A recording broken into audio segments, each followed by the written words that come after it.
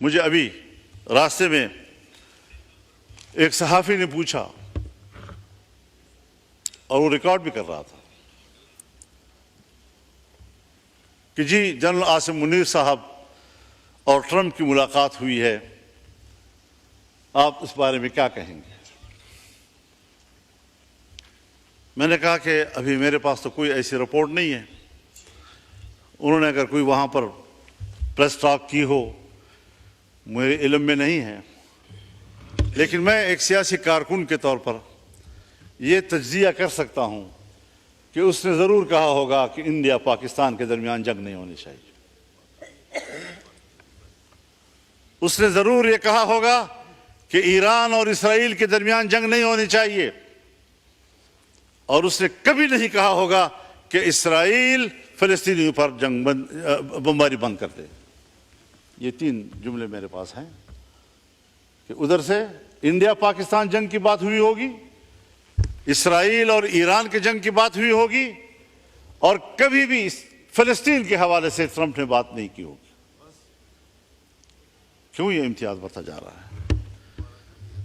जहां पर सहयूनी मरता है, जहां पर मोदी मरता है, इससे तो उनको तकलीफ हो रही है, लेकिन अगर एक गरीब मुसलमान, गैर मुसल्लह मुसलमान, छोटे छोटे बच्चे, खवातीन, बूढ़े बुजुर्ग, उनका खून बह रहा है, पूरा शहर मलबे का ढेर बन गया है, इसका किसी को एहसास नहीं है। मुसलमान की नजर से न देखो, इंसान की नजर से देखो। इसका माना यह है कि अगर कोई शख्स मुसलमान नहीं है, अगर किसी शख्स की जिंदगी कुरान और सुन्नत की तालीमात से आरास्ता नहीं है, तो फिर ये इंसानियत नहीं, इसी को हम हैवानियत कहते हैं। इस इंसानियत पर फख्र मत करो, शर्म के मारे तुम्हारे सर झुक जाने चाहिए। इसको इंसानियत कहते हैं। पाकिस्तान इस्लामी दुनिया का बड़ा मुल्क है, पाकिस्तान इस्लामी दुनिया का मुअस्सर मुल्क है, पाकिस्तान इस्लामी दुनिया का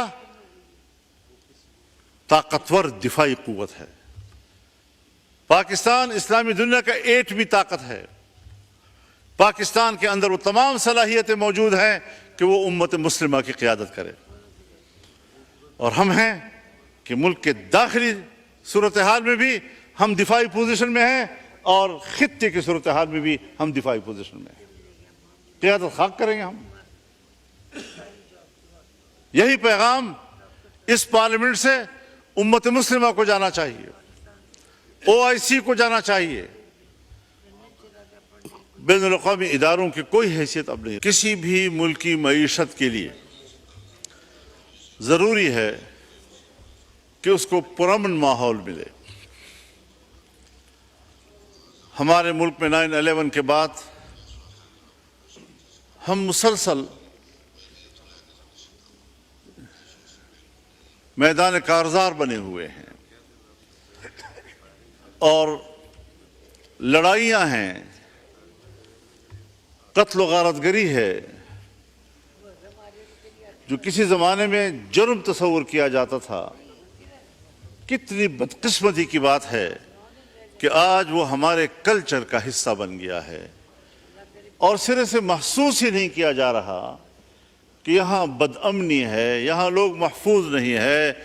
जितने बाइज्जत लोग, जिनको कम से कम अपने सूबे में मैं जानता हूँ या बलूचिस्तान में मैं जानता हूँ, कोई बाइज्जत इंसान भत्ते दिए बगैर अब जिंदा नहीं रह सकता। ये हमारी हालत हो गई है। पार्लियामेंट है तो हिंदुस्तान ने हमारे ऊपर हमला किया। हिंदुस्तान हर लिहाज से हमसे 10 से 15 गुना ज़्यादा ताकतवर और बड़ा है। दिफाई लिहाज से भी हमारी और उनकी निस्बत तकरीबन यही है। लेकिन पाकिस्तान ने जिस जुर्रत के साथ उसका दिफा किया, उसके डिफेंस सिस्टम को नाकारा बनाया, जिन जहाज़ों और जिन पायलटों पर उनको गुरूर था पाकिस्तान ने उनके गुरूर को ज़मींबोस कर दिया। ये सब कुछ देखा और हर तरफ से दाद तहसीन मिली हमारी दिफाई क़ुव्वत को। यानी इसका माना यह है कि अगर हमारी दिफाई क़ुव्वत अपनी आईनी और पेशेवराना जिम्मेदारियों को पूरा करती है और ख़ुद को वहाँ तक महदूद रखती है, कौम कल भी उनके साथ खड़ी थी, कौम आज भी उसके साथ खड़ी होगी। लेकिन सवालात दो हैं। क्या हमारी एस्टेब्लिशमेंट अपनी जिम्मेदारियों तक महदूद है? क्या दिफा के अलावा मुल्क की सियासत को वो कंट्रोल नहीं कर रहे? क्या हमारी पार्लियामेंट को वो कंट्रोल नहीं कर रहे? अगर वो न चाहें, पार्लियामेंट के सुप्रीम होने के बावजूद मेरी तकरीर बाहर नहीं जा सकती। गैलरी में बैठे हुए सहाफ़ी जो आपके इसी स्क्रीन को देखकर उससे खबरें लेते हैं, वो बंद कर दी जाती है।